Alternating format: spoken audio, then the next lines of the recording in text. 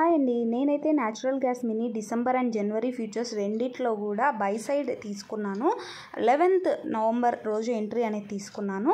నేను ఈ చార్ట్ని 1 hour time ఫ్రేమ్లో చూపిస్తున్నాను. ఎందుకు నేను ఎంట్రీ తీసుకున్నాను అని అంటే, అక్కడి నుంచి కూడా ఏదైతే 415 లెవెల్ ఉండిందో అది డిసెంబర్ చార్ట్లో ఆల్ టైమ్ హై ఉండింది. సో ఆ లెవెల్ బ్రేక్ అయిపోయి క్యాండిల్ క్లోజ్ అయినప్పుడు ఆ రోజు ఎంట్రీ అనేది తీసుకున్నాను. అంటే మనకి మార్కెట్ క్లోజ్ అయ్యే టైంకి ఎంట్రీ అనేది తీసుకున్నాను. అక్కడి నుంచి కూడా మీరు ఇక్కడ అబ్జర్వేషన్ చేయొచ్చు, నాన్ స్టాప్ కన్సాలిడేషన్ అనేది మనకి 2 to 3 days అయితే వచ్చింది. నిన్న ఈవినింగ్ నుంచి మొమెంటం అయితే మళ్ళీ స్టార్ట్ అయింది.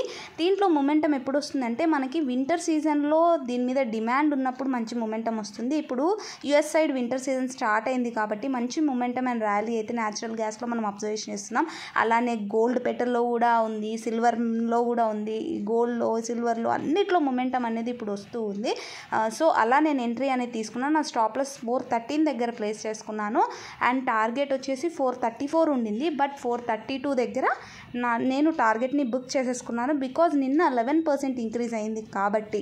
సో ఇలా నేను ప్రాఫిట్ని బుక్ చేసుకున్నాను. ఓవరాల్గా చూస్తే 3850 రూపీస్ ప్రాఫిట్ అనేది నిన్న బుక్ చేసుకోవడం జరిగింది. సో మళ్ళీ రీఎంట్రీ ఇచ్చింది అని అంటే ఈరోజు మళ్ళీ ప్లాన్ చేసుకుంటాము.